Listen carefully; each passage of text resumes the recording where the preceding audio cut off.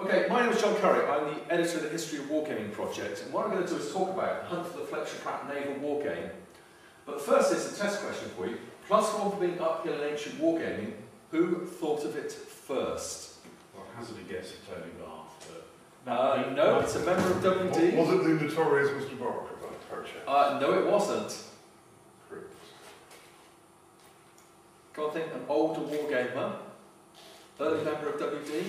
He's there this weekend. Bob? No, older than Bob. Oh. Richard? Richard? Yeah, could have been, because he was one of those early wargamers. It was Will Wyler. Oh. Now, what he did was he read Caesar's Gallic War, and in that he thought it was very important being uphill. So when they were generating the first set of WRG rules, he said, you should have +1 for being uphill. I know this is true because Will Wyler said it, and secondly, Donald Featherstone said that the person who did it was someone who was reading Caesar's Gallic War and said +1. So the two facts correlate together, so it was Will Wyler who was the first person. Anyway, that was just from the scrapbook of history. Okay, I first ran the Fletcher Pratt Naval Wargame at the Conference of Wargamers in 2005. And the game seemed to work really well. It was highly entertaining. This is the battleship Yamato being well and truly hammered, all those red golf tees are the hits. Little triangle pieces of card are either torpedoes or firing arrows. Okay, next one please. So what we're going to talk about is the hunt for the game and then evaluation of the Pratt rules as a model of naval warfare. This is what I found. Okay, next one please. Now, Donald Featherstone. He wrote his book Naval Wargames in 1965, and that was the one which really revealed the Fletcher Pratt game again to the world. And that book sold around the world many times, thousands and thousands of copies. Now it came out at the right time because airfixed waterline ships in 1 to 100 scale arrived. So I generated some ship cards, I had some model ships, I played the Battle of Denmark Strait. Then I found trying ships. You remember trying ships? Okay, next one please. And that's the air-fixed ones. Great figure. Waterline people said, why are you producing a figure for wargamers? There are no one plays wargames with model ships. That's because there weren't any model ships at the time for people to wargame with. Let's see scratch one. Next one please.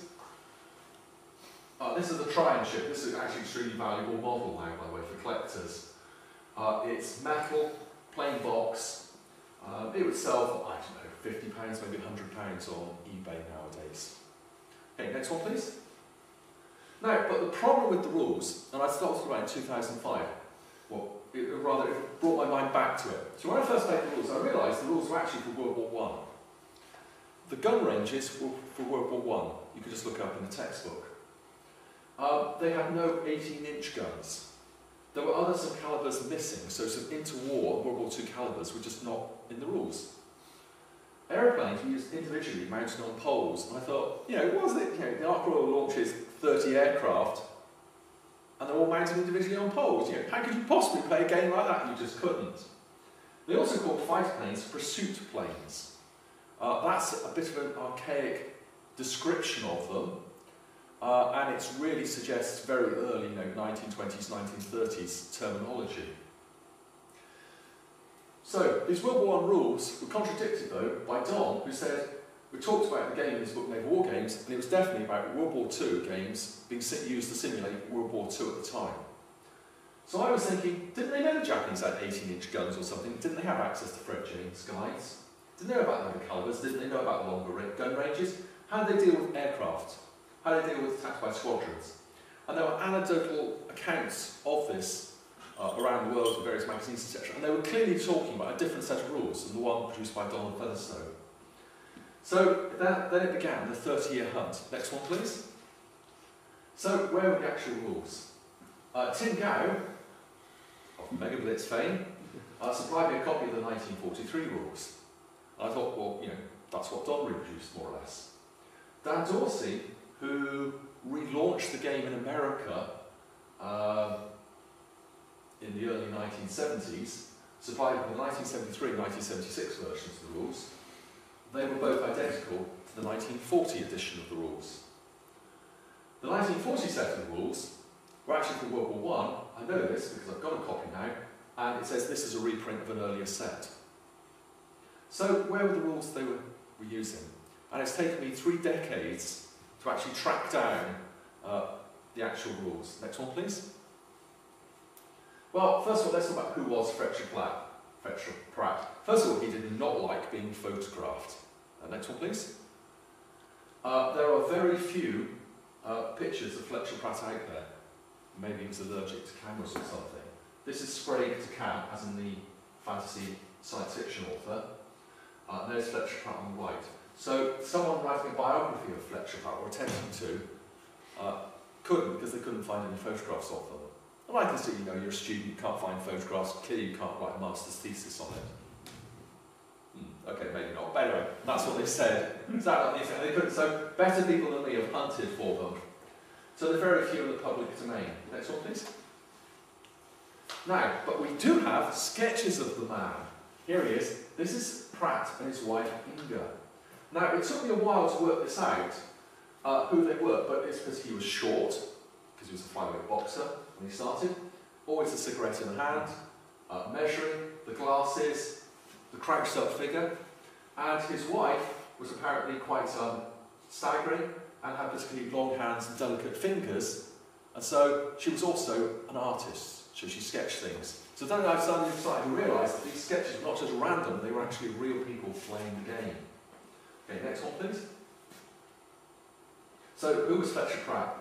Well, he was known as a fantasy and science fiction author. He was a military historian. So his account of the American Civil War is said by some to be the best one-volume history of the American Civil War, and it's still in print now, and that's quite an achievement after all these years. He was also a breeder of monkeys, so he lived in New York and he bred monkeys. He was also the creator of the Fletcher Pratt Naval Wargame, which was clearly the crowning achievement of his life. It was far more important than all the other things which he did. Next one, please. Now, here are some pictures. So I found in Time magazine some pictures of the Fletcher Pratt game. I put it in a book and had some pictures in there and the reference to it. So someone's obviously found the article, popped it out on the web, and now these are in the public domain. And I find that quite often happens in the history of wargaming. I find something interesting, I pay an archive or whatever to get it, that creates the electronic copy, I put it in a book, and then they pop it out on the web for free, because I've now paid for it to be converted into electronic format. But I don't have to know, it's fine. So here they are, the smudges, lying down. This actually is in the flat, and I think it's 1933. It's probably a staged photograph. That's Fletcher Pratt just there. You see the glasses, the hunched over, and can you see the hands, the arms, just there? That's almost certainly his wife. This is Doc Clark on the left-hand side with the stopwatch, and I'll talk about him in a moment. There they are with the ships. Obviously it's just staged. It says destroyer engagement, but clearly that's a destroyer common for a battleship. And those are the firing arrows just there, and their firing arrows were really long. The method I suggest with firing arrows is you just use a triangle, so you go from the bow of the ship to the point of the triangle. And if you put your triangle, say, 3 or 4 inches away, that's quite a good line, isn't it, to indicate the direction you're going. You don't actually need a very long arrow like that. Anyway, so that's the smudges. And notice there's also women taking part in wargaming. Okay, next one, please. Now, key moments in the hunt. This is Commander Bothwell. So what I did was, using the powers of the internet, I started putting out saying, I'm interested in talking to this person, I'm interested in talking to this person, because I started to trace a list of who actually plays in these games. So I said, well, someone must know them, someone might be alive. And it turned out that Salute, which is the big wargaming show in London, one of the organisers, he's the son of Commander Bothwell. And Commander Bothwell is the last of the Fletcher Pratt Naval Wargamers. So he played the original game. There he is in Tavistock in Devon. And there he is, he's very proud of his submarine crest and his service to the United States Navy. Okay, next one please. I'll just talk about Commander Bothwell for a moment. So 30 years commander experience. At 13 he was the youngest player. His mother noticed in the newspaper about this game, and he was fanatical about ships. He went along. Doc Clark said to him, you know, "Ooh, what are you doing down there? Come back when you grow up." But then they challenged the kid, and the kid could recognise the ships, could talk about the range of the speeds, and they were saying, well, clearly this kid knew so much about ships, he could play in the game. So it was all these adults and this 13-year-old. He filled in a lot of information for me about actually, anecdotally, how the game was played. He also told me, yes, they did have rules for World War II. Very interesting meeting. Nice guy. Okay, and oh, on the same point, Fletcher Pratt ship cards, they have master sets of these cards. Commander Bothwell has a copy of them. They're in a shoebox in France at the moment.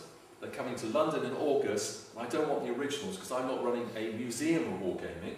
Sorry about that. But what I want is just a copy of them, and when I get a copy, I'll simply put a PDF out there of the ship cards on my website. Isn't that just amazing to find the original ship cards from one of the sets of original ship cards from all that time? Okay, and the next one, please. Right, this is John Bothwell versus John Cromer. United States Navy. Bit hard to see this. Basically got battleships. To me they look like something like 1 in 600 scale models. Colorado's T has just been crossed. That's Commander Bothwell on the left hand side. So it's clearly a staged photograph. But interestingly enough, on the background, on the tabletop, there's another game. Because that's a lighthouse. There is actually a coastal defence game using very small models taking place just behind them. That's a previously unpublished photograph. Okay, next one please. Right, Carol Burnett-Jones, back to the hunt. Now, Pratt passed away in 1956. His wife Inga then married Doc Clark, who was Fletcher Pratt's umpire. Now, Inga then passed away. Doc Clark was then engaged to be married to the well-known Carol Burnett-Jones. She's an antiquarian book dealer in the United States. You know, she's quite well known. Anyway, Doc Clark passed away, very sad, just before they got married. So she then had the copyright on the Fletcher Pratt rules, and she also had some boxes. So when I contacted her, she said to me, classic email, "Fletcher Pratt Naval Wargame, oh, you mean this?" And she had some boxes of stuff. So I purchased those off there, and in there they had the complete Fletcher Pratt Naval game, which had never been published before. Next one, please. Right, oh, sorry, right, this is Doc Clark. Who is Doc Clark? There he is with his breeding huskies. Do you have to breed animals to play the Fletcher Pratt Wargame? I don't know on that one. It's right, okay. Next one, please. Right. Well, I'll talk about it in here. Why was the full game never published? Pratt simply did too much in one lifetime to go any further with the game. You look at his literary output, and it's a bit mad. It's like Shakespeare or Paddy Griffith. You know, clearly, anyone looking at that from a historical point of view would say clearly it can't be one person that just produced too much. Well, he just did so many things. How can he have done all those things? So he never had time to go back and do it. Doc Clark protected the game. Now, Doc Clark in his correspondence said he wanted to revise the game, but he never had time. He went on to work on rocket fuel, which was work of national importance, because in the Cold War days it was very important to have faster, better rockets which could carry bigger missiles to blow up the other side's cities. So it was really important work at the time. Now, I've got unpublished correspondence between various people, and it shows they were aware of the need for a revision, but they just never got around to it, which is a bit sad, really, isn't it? Anyway, next one, please. But what did I find in there? Well, fortunately, this said these are all the revisions which you needed. Hidden movement. I found out that the game had hidden movement involved. So when you set up the game, you actually had just pieces of card on the floor moving around, and it's only when you got within visibility range that your card is revealed, so your ship is revealed. Or rather, that you put out the ship, and if the other side are clever enough to actually recognise the ship from 12 feet away, then they know what you've got. The correct salvo pattern. The Fletcher Pratt game works on estimating ranges. Now, this is a bit strange because you might have, say, one gun shooting at 60 inches, one gun shooting at 40 inches, one gun shooting at 20 inches. And the problem is that realistic? It's not, is it? So the correct salvo pattern is you write one range on your card, which speeds the game up. You get 2 hits if that's a hit, then the next shell falls 1 inch short, next 1 inch over, another 1 inch short. So then you're getting the correct salvo pattern over the target. It's really obvious when you think about it, but I never really thought about it. But then that's what they did. Double damage and non-armoured ships, because they were looking at the results of real combat, and they realised their formula overestimated the damage capacity of the smaller ships. Destroyers simply don't have the built-in redundancy which the cruisers and battleships have. They don't have the damage control systems which they have. They just couldn't take the damage as predicted by the Naval War College prior to the war. I found the correct way of using torpedoes in the game, the World War II ranges and calibers and damages, also how the aircraft used World War II games. So what they did on each stick, they had one, you then have, we're using your clothes peg, your paper silhouette, and you can have up to 8 aircraft or 10 aircraft a squadron on each stick. So then when you launch your aircraft carrier, you can launch your 60 aircraft, but that's only 10 sticks moving around the board. And when you fire, what you do, your aircraft basically get within range and you estimate diagonally to try and hit, and the anti-aircraft guns have to estimate diagonally up to shoot back. And having played the game a couple of times, it's really tense, the air game, and it works really well as a model of attack. Normally in Naval Wargames, air attacks are pretty boring, it's just rolling dice, your one. But this is, really tense, really exciting. So the aircraft side, how close do you want to get to hit the ships? Because if you're on top of the ship, it's very easy to estimate the diagonal range. But of course, the anti-aircraft guns shoot first.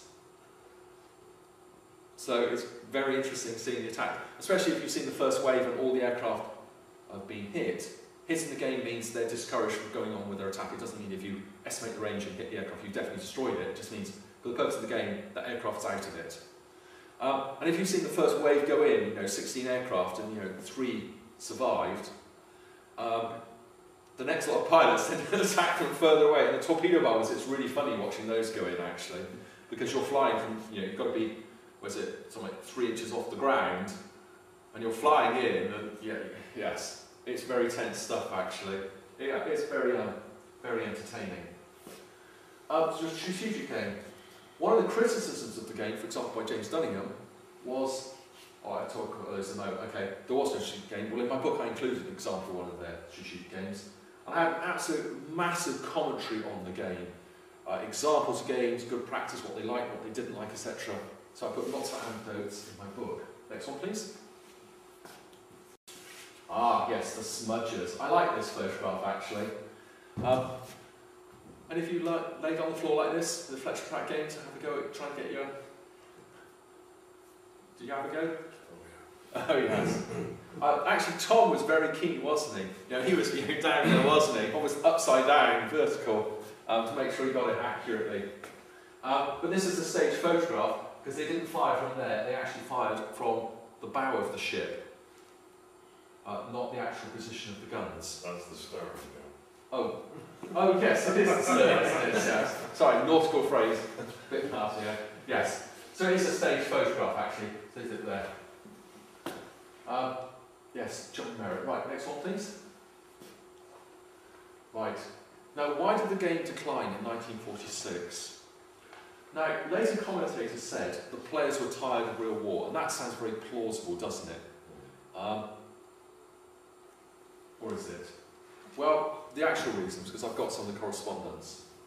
The New York Ballroom became a ballroom on Friday nights again due to the demand for huge numbers of returning ex-servicemen and women wanting to meet other ex-servicemen and women. That's what they wanted to do. So the ballroom returned to being a ballroom. There were various revivals of the game, 1965, Dan Dorsey in the United States, 1970s, etc. But it never had the prominence of those New York games, where they had 60 plus players aside, an umpiring team of 15, and hundreds of spectators. Obviously they had a bar. Sounds familiar, Wargame with a bar? You had children running around. Obviously they had gambling involved. And it became part of the social scene of New York, the New York game. Next one, please. The other explanation for why the game declined is much more mundane. Was there something about the game which bred success, or was it just successful people played the game? Maybe it's a little bit of both. Well, who else played the game? Well, Isaac Asimov, Ron Hubbard, Sprague de Camp went on to write.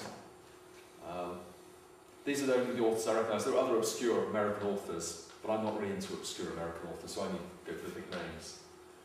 Doc Clark went on to work at National Importance on Rocket Fuel. Trevor Dupuy, remember him? Well, he played in the game. And what's very interesting was he developed something called the quantitative judgment model of combat. And when you look at the Fletcher Pratt equation for ship damage, and then you look at the quantitative judgment model, you start to see, well, what was the inspiration?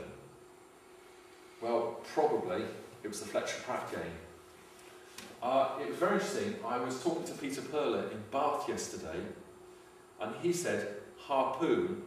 So Larry Bond's inspiration for Harpoon and all those equations in Harpoon was the Fletcher Pratt Naval Wargame, because he talked to people who played in that game. Jerry Singram, well, he became an admiral in World War II. Not bad, is it, from commanding little toy ships, the real ones. Oh, by the way, his achievement in World War II was actually getting the Brazilian Navy to get to sea. Apparently no one else has ever done so, but he did. He also had to salute himself because he was made an admiral in the Brazilian Navy as well as the American Navy. Must have been very confusing diplomatic functions. Some of the other people, like John Bothwell, he went to become a naval officer with a career of 30 years. I quite like John Bothwell's career. His mother wrote to the President of the United States to say, my son's playing the Fletcher Pratt Naval Wargame, he's very interested, can he join up? So obviously the President of the United States wrote back and said, please do, give this letter to the recruiting sergeant, whatever they call him in the fleet. So he went along to the recruitment office when he was 16 on his 16th birthday, and he was inducted in the United States Navy in apparently 30 seconds. You can imagine, who is this guy with a letter from the President of the United States, a recommendation letter? Oh my God!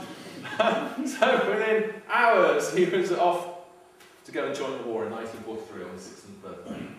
Jack Coggins, going to an artist. There was a Broadway actress. Now I don't know who she was because none of the correspondents mentioned her by name.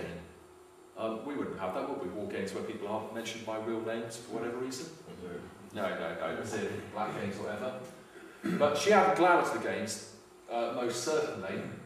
She's well known, and she obviously turned up with her crowd of associate people also working on Broadway. She went on to a post-war Hollywood career. So despite extensive work by Wayne Thomas, we couldn't identify who she was. There was also a successful beef magnate who went on to whatever successful beef magnates do. I've got no idea, supply McDonald's or whatever. But anyway, it said it didn't have his name in there, but they just referred to him like that. But he left the New York area and went on to become really rich and a multi-millionaire. So, I think probably the most likely explanation is the key people finished, the war was over, huge opportunities in post-war America. They simply had more interesting things to do than meet on a Friday night and run huge naval war games. Very strange. Can't see it myself. Okay, next one please. Part 2, the Fletcher Pratt Naval Wargame as a model of big gun naval warfare. You're welcome to interrupt and challenge at any point. Not that I need to say that, because you lot always do. Now, I looked at this and I thought, well, it's a game, and then I started to realise, well, actually, it's a bit more than just a game. It is a simulation, and this is my view. Okay, next one, please. Now, this is Fletcher Pratt's scratch-built Navy. It's now at the Naval War College. And there's like 2,000 ships in there. This is only a small part of it. How did someone manage to build 2,000 scratch-built ships and do anything else in their life? But clearly he did. So anyway, I've got an old photograph of theirs. Because apparently it's away in a shoebox or something. And so I couldn't get a new photograph. But I will one day. Big shoebox. I think it must be, a crate labelled. But anyway, they were quite impressed by the fact. And when I asked them, they did ask, how did I know they had it? How did you know? As if some secret I've revealed. But anyway, I'm sure I'll get a new photograph in due course. Next one, please. Now, the Pratt rules have been condemned, and it's Shanefield Barker isn't here actually. He credits the use of the rules by the United States Navy for the initial defeats by the Japanese. He said the weakness of the rules was the focus on long-range gunnery duels was wrong, the wrong strategy. The correct strategy is to get in there and stuff the opponents using the massive rate of fire of your guns at the shortest possible range so you can't miss the other side. Then he said the rules were okay for Jutland in good visibility, but they were clearly just not rules for the 1920s, 1930s, World War II. And he's quite strong in his views on that, if you can imagine that. Surely not. Surely not, yes. But you have to respect the fact that Phil has had a lifetime wargaming in military history, and in his casual views are of importance. Okay, next one please. Now, this is the American War College game. Now, the American War College, they actually use the Pratt rules, but they also use their own. Now, very hard to see, it's a poor quality photograph, so I asked Peter Puller, and he hasn't got any better ones. So they use a checkerboard, admirals, umpires, turning circles, little ships. How did the game? Well, the game was similar in some ways, in different other ways. Next one, please. But let's carry on condemning them first, and I'll talk about the similarities. James Dunningham, SPI, etc. Well, he roundly condemned them in 1967. He said the formula for ship strength didn't take account for variation in damage control. For example, the Germans in World War I were superior to the Royal Navy at damage control. At least that's James Dunningham's view. There's also a theory that the Germans could build their ships differently, so the compartment system was different, because they didn't have the same requirements the British had to be on station for long periods of time. Yes. They were basically raiders, weren't they? Germans didn't sleep on their ships. Yeah. The Germans slept ashore, so in terms of compartmentalisation, they could base it entirely on protection, not on livability. Yes. There's also things like the armour in World War I. They concentrated the armour with British ships was more even. Distribution of armour belts. Anyway, he also criticises the lack of critical hits, for example, Royal Navy ships at Jutland. Clearly, there was a problem with procedures, there was clearly a problem with the technology and training at the time. Fire control. Well, he said Germans fired all their guns were ranging. The Royal Navy fired one turret on target and then all the guns fired. He said, so the Fletcher Pratt estimated range is rubbish. He said there's no strategic game, no hidden aspects of the game. So he roundly condemned it and has done once or twice since. Please. Now, but this is contradicted by the practice at the time.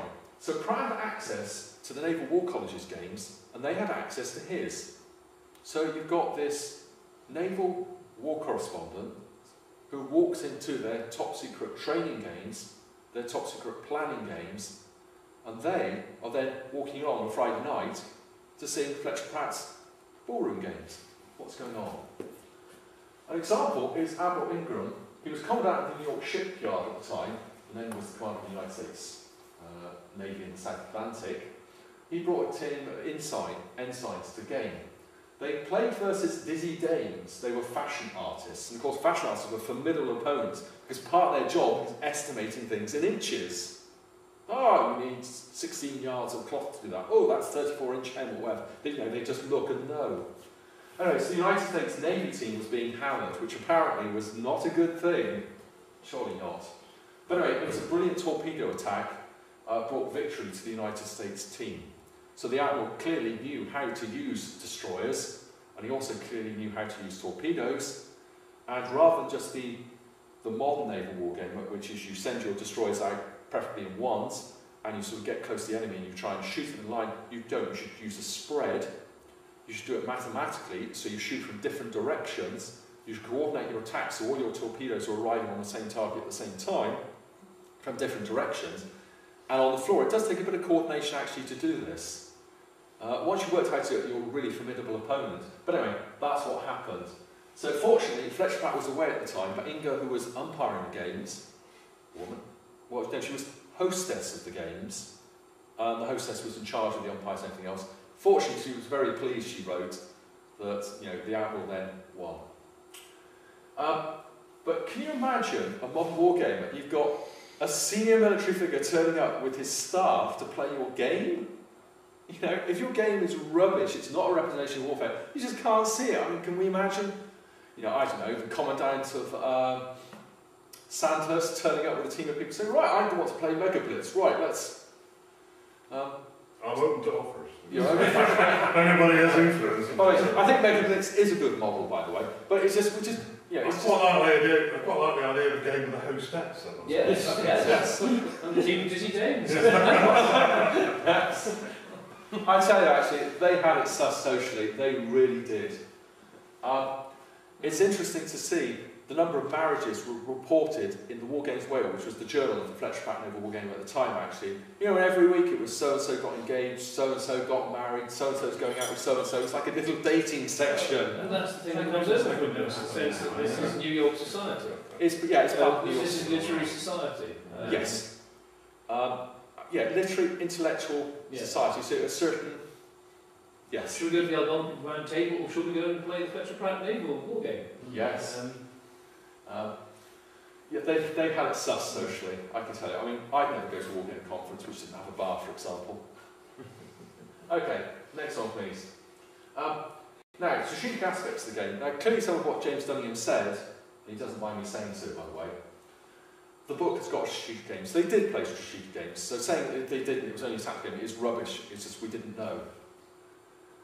Many scenarios played by Pratt had hidden setup. So when you played the game, for example, each side would get there, be told their objectives, and you wouldn't be told what the enemy's objectives were.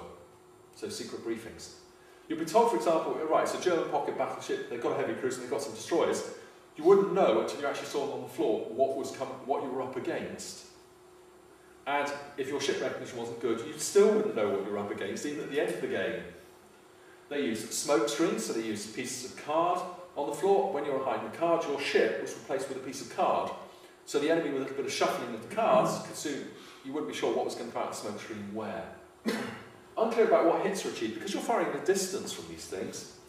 You don't know what the hits are, because you see the golf tees, you see great, I've got some hits, but you wouldn't be sure which of your ships caused the hits or what damage there are.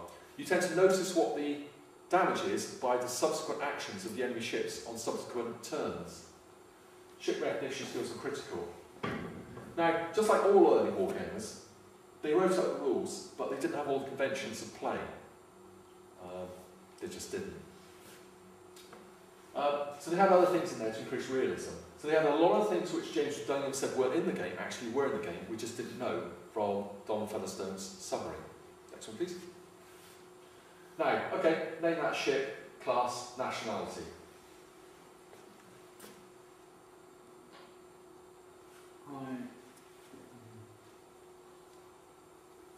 Town class cruiser late war when it's had its third turret removed. Gosh, I think you're probably right actually. Yes, it is a late war. And you know which nationality it is? Look at the pattern. Dassel, so it's going to be British. It's British, excellent. Actually, it's very important in the Fletcher Pratt Naval Wargame to be certain of ship recognition, because the number of times I've played the game where people have shot at their own side in the excitement. In fact, in this very room in 2005, we had several hits. It did happen because people broke formation, and we know, for example, in the Pacific War battles about the importance of not breaking formation. So there were several accounts of American destroyers being sunk by their own side because they were damaged and they went out the line, and it was free fire zones left and right. You shot at anything which was outside your line. I actually think it... No, it is the class. I'm very impressed. I was almost going to revise that to colony, but that's one as well. Okay. Too much information there. Next one, please. Yeah. Anyway, I've come up with British Heavy Crew. I'd be impressed if you knew that actually. Yes. Okay, next one, please. Now, Pratt's formula. It's complex formula. As hits, damage, cumulative effects, so 25% damage, 25% loss of speed, quarter guns lost. This is the model the Naval War College were using. So they were not using the Pratt formula to calculate the points. They were using their own far superior formula. But when you compared the two, it took the same number of hits in the Pratt game to sink a ship as it did in the Naval War College to sink a ship. And that's because they were all using the same base data from World War I. And as they revised it during the war, they were sharing the data. So the real data in the Brooklyn shipyard was being shared with the Fletcher Pratt game, which was being shared with the naval operational analyst in the Naval War College. So it's not surprising that they've got the same answer for the ship damage part of the model, because they're using the same data. And I think they were obviously discussing it over coffee or whatever. Next one, please. Yes, oh yes. So let's go on the same thing. Yeah, so it's the same data, and I'm pretty certain that this was actually recalibrated continually in line with what the Naval War College was doing. This was just doing the maths in a different way, because you probably don't want to have in your set of rules. This is the information which we're using at the moment. Okay, yeah, very interesting. Okay, next one, please. Now, is it game realistic? Well, Monte Carlo versus deterministic. Now, I realise there's people in the audience who know far more about this than I do, don't they, John? I tend not to say Monte Carlo. That's what bankers say. Yes. You say stochastic. So you did say bankers, didn't you? Oh, right, yes. Okay. Monte Carlo would be random effects. This would see saying when you do your naval war game, some hits do nothing, some hits are critical. So it's like a World War I biplane. You shoot at it. If your shots go through air or the canvas, non-critical systems, no effect. Deterministic is average based. So for example, it always takes the same number of hits to sink a ship. You say on average, for example, we need 5 shots to hit a Russian tank and destroy it. Therefore in the game you always have to shoot 5 times before you destroy the tank. So that's the two views. Next one, please. Now, the deterministic model, that's often what the military use, and that's the correct way to teach tactics. So for example, a player does something a little bit silly, but they still win. Well, if they do something silly and it's Monte Carlo model, by sheer chance they may adopt the wrong tactics but win just because of sheer chance. They get their double 6 on the dice 3 times in a row, Tim, for example. And so what have they done? They've gone away from the training lesson having learned the wrong lesson just because of sheer chance. Because it's wartime, you're busy, you can't run through the training dozens of times. So for naval training, it's better for a deterministic model. And the way it works is they said, well, if you were at 5,000 yards and you've got this type of gun in these type of conditions, on average you're going to get 1 hit per minute, and you need to hit that enemy Japanese destroyer 10 times, and you've effectively crippled her. So they use that sort of model for training purposes. Next one, please. So, oh, sorry, back again. Yeah, so Pratt knew the difference between these models, and he chose it. It was the deliberate design decision. It wasn't ignorance on his part to ignore the Monte Carlo aspect. Next one, please. Now, I quite like this one because it's aircraft on poles, the smoke screen, that's the turning circles. They wrote on the floor in chalk, so afterwards they could reconstruct the game for the operational analysts. It's obviously another stage photograph. But it was very similar to the Pratt game, except obviously the umpires had sticks. And in the military games, if someone did something silly, what would happen is they'd get shouted at, and then you'd move all the models back and then have another go. The game would be stopped, because it's not a game, it's training. So if someone's doing something silly, you say, no, don't do that. What you should have done is you go back again, and then you have another go. Presumably they weren't using range estimations, they've got a square grid on the floor. Yes, they weren't using that. What they were doing is they were saying, say at 5,000 yards, they look up their combat tables which said at 5,000 yards, this type of gun, this type of target, on average you can get this number of hits. When you've got this number of hits on the ship, it's sunk. Very similar to the Royal Navy 1921 war game, because they were all working on the same data. Next one, please. Now, very interesting. They continually evaluated the Fletcher Pratt games during the war, and they found that the actions on the floor games were replicating the real-life actions. So things were happening. It appeared in the papers. The Naval War College were actually telling what truly happened in it. They were then replicating it on the floor. They did some things like they predicted the domination of air power in clear weather. So they said in the Pacific War, you're going to get massacred if you get caught without air cover. So they were predicting that in 1939, 1940. dominating role of torpedoes. They said clearly, you know, you use torpedoes correctly, you've had a good plan beforehand, you're coming in from different directions, torpedoes will be devastating. Next one, please. Oh yes, on another valuation, they found that minor differences in ship class didn't affect the outcome of actions. So if, for example, you had 5 destroyers attacking the Bismarck in the middle of the night, well, which class destroyer it was didn't actually matter to the outcome of the battle. And this is not surprising, because on average in real life, what happens is, on average, what should happen. So history tends to be an average result, not always, but on average. So that was an interesting result. They realised that the importance of pre-battle orders. You clearly got a very clear strategy lines, right, what you're going to do, who's going to do what, otherwise you'll end up shooting each other. Physical separation of captains on the playing area, introduced command and control things, ship recognition, coordinating of fire control, because you want every ship on the enemy side to be engaged by someone, because we know that interferes with their estimating range to hit you. Whereas if no one's shooting at you, you know, you slow down, don't you, take your time. So everyone's got to be engaged, but you also need to concentrate your fire to try and overwhelm particular ships. The risk of friendly fire torpedoes, lack of formation, discipline, morale.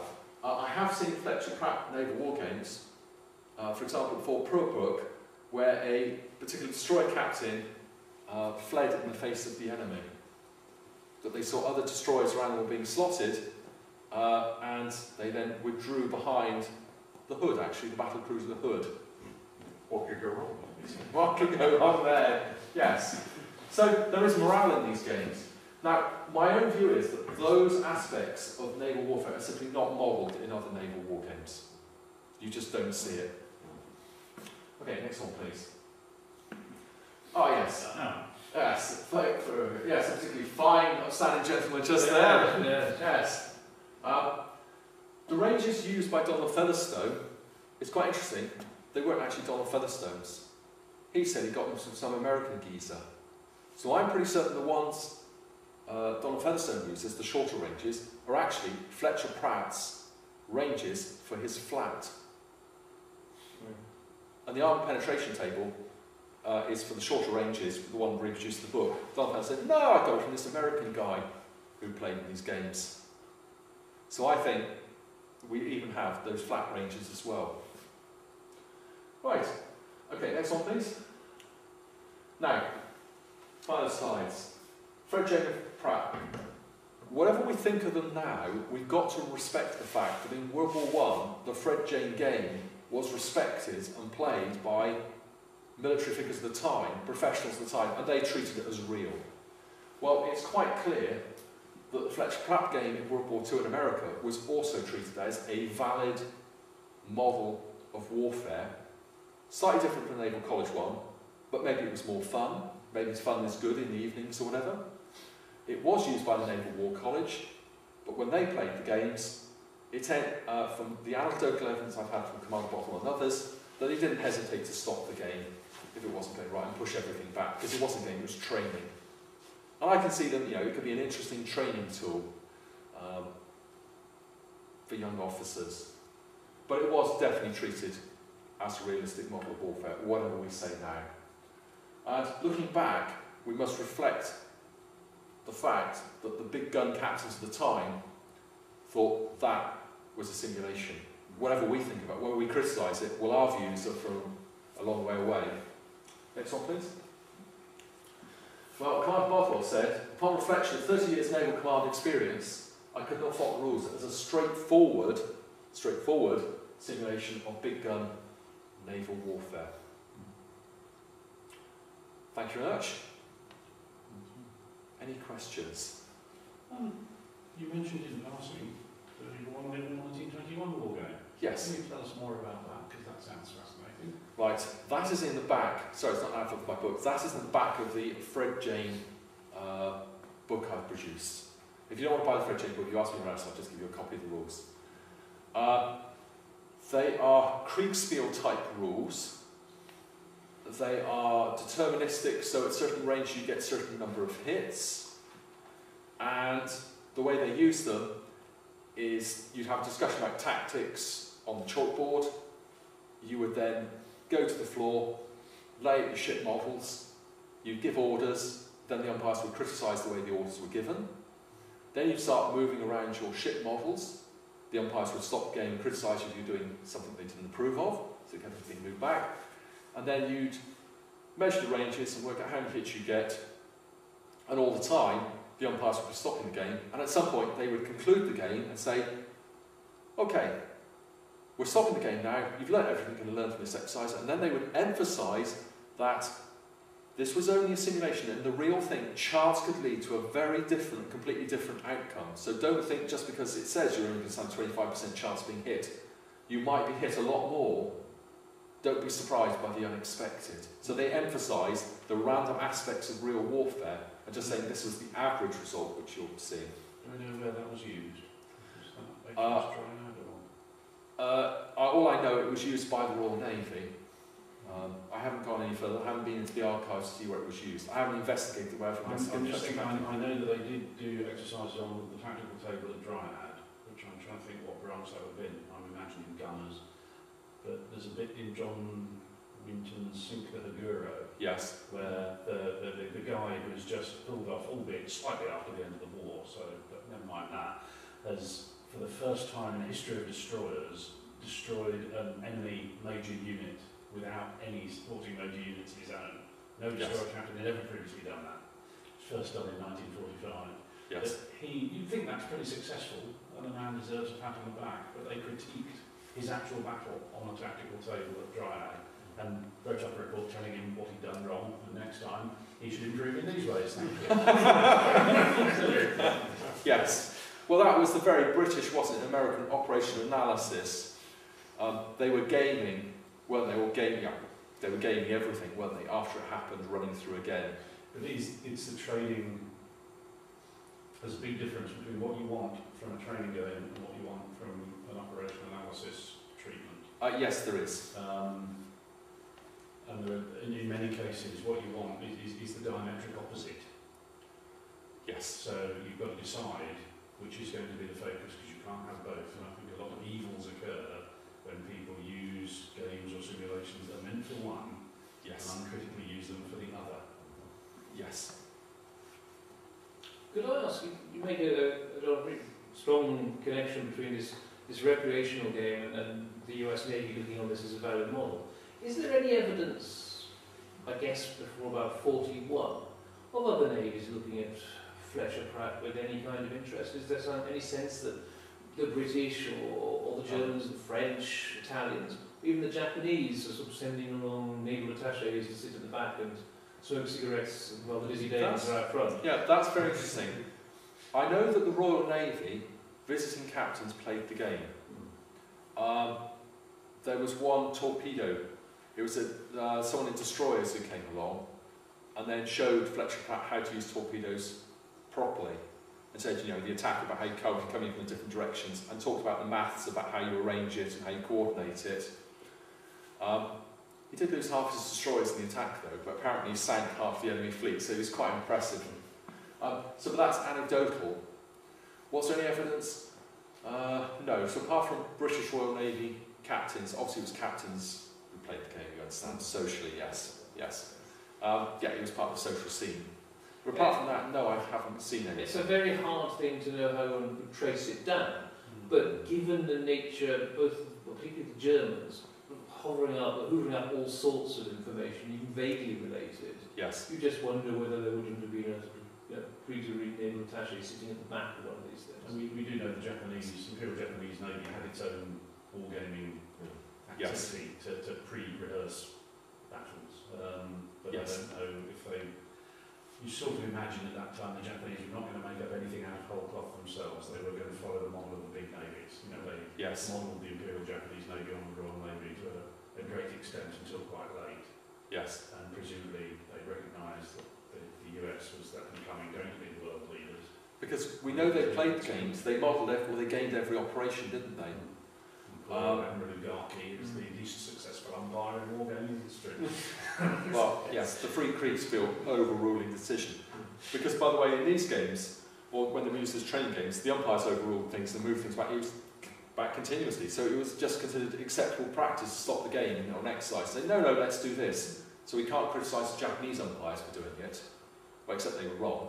At least have the decency to commit it. Now, I only have half of the Wargames Whale, which the journal produced by the Fletcher Pratt Naval Wargame, by Fletcher Pratt and Inga, when Fletcher Pratt was away. The other half are in America. Now, I know the person who has them, but they've moved station a number of times, so they just have to relocate them again. So when I see the other half of that correspondence, there might be something in there anecdotally. But I'm quite keen, because there's the Fletcher Pratt Napoleonic Naval Wargame, and I've got half of it. The other half is in the other issue, would you believe? It's really irritating. But I haven't got that other half of the issue. But I might do if I'm lucky.